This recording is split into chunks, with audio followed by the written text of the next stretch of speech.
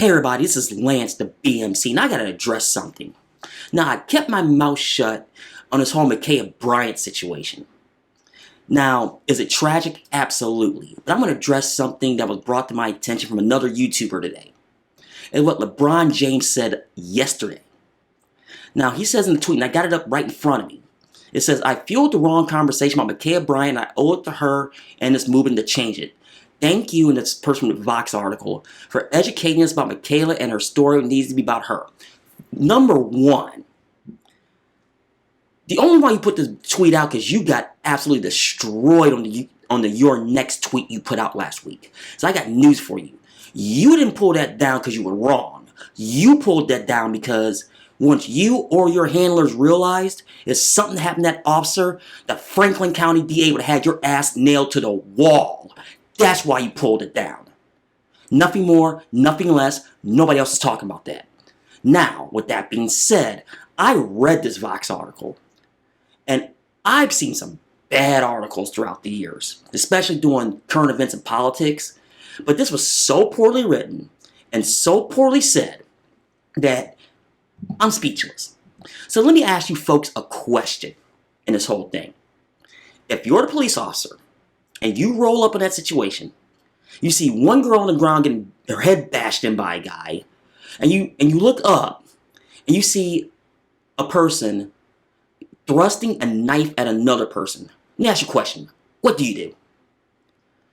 Okay, what are you gonna do? Okay, people said that you could have de-escalated that situation.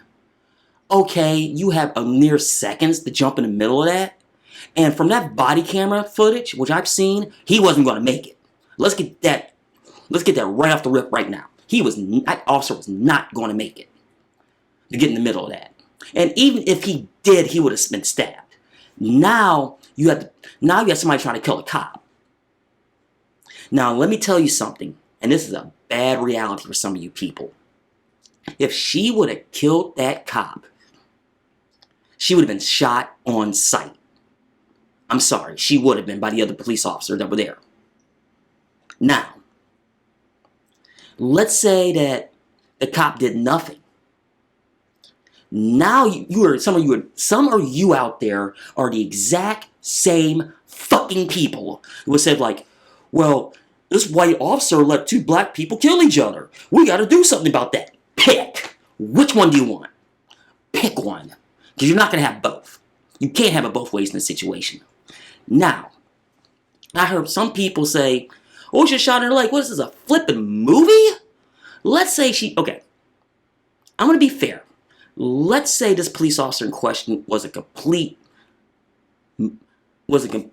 sharpshooter. Shot her in the shoulder.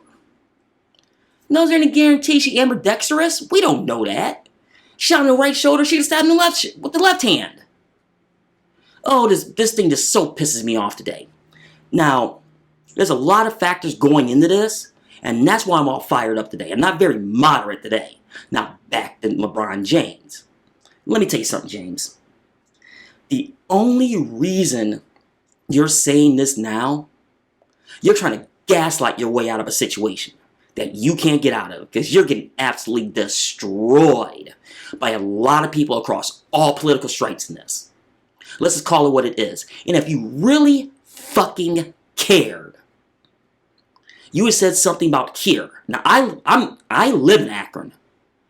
If you really cared about black on black violence, because I know you don't, you would have said something about that guy that got shot in the corner of Market and Bookdale, which is literally a mile and a half from my apartment. You would have said somebody got shot in broad daylight in the corner, got shot in broad daylight in his car. You would have said something about that. And you didn't say a damn thing. And all the violence in this town over the weekend, that's just the cream of it. You know, you can't talk about your own community.